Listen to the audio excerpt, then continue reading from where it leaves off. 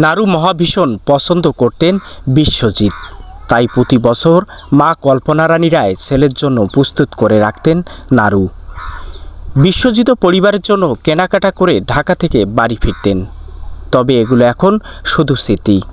বিশ্বজিৎ আর বাড়ি ফিরবেন না, ছেলের কথা নীরবে ভেবে এখন চোখের জল ফেলছেন কল্পনা রানী দাস।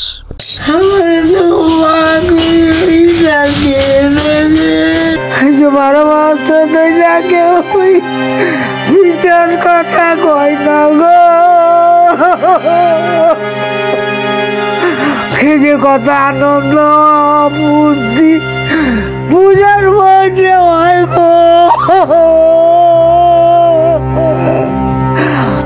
আমার বিচারে আরে উদাউদি মাইজই মারল গো।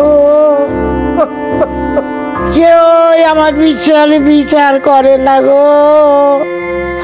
আমরা বিচার চাই, হত্যাকারীর বিচার চাই।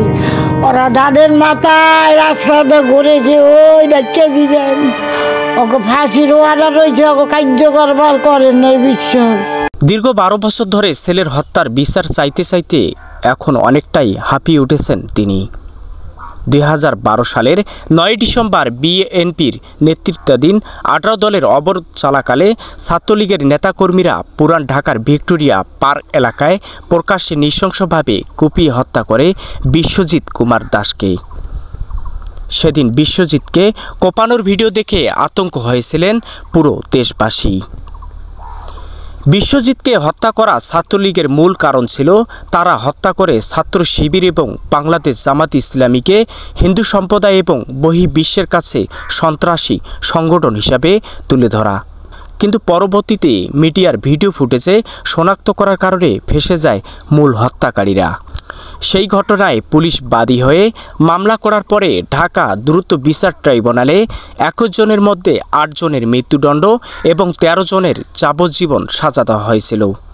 মামলাটি হাইকোর্টে গেলে ২০১৭ সালের ৬ আগস্ট ৮ জনের মধ্যে ২ জনের মৃত্যুদণ্ড বহাল রাখে উচ্চ আদালত। বাকি ৬ জনের মধ্যে ৪ জনকে যাবজ্জীবন সাজা দেওয়া হয়। যাবজ্জীবন দণ্ড পাওয়া ১৩ জন আসামির ২ জন খালাস পান, অপর ১১ জন আসামির যাবজ্জীবন বহাল রাখে।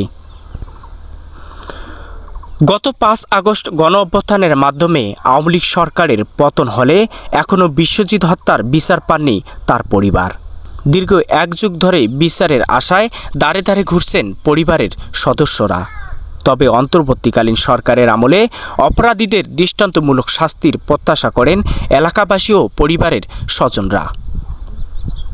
মোহাম্মদ রহিদুল ইসলাম রিয়াদ, ডেস্ক নিউজ, উত্তরাঞ্চল টিভি।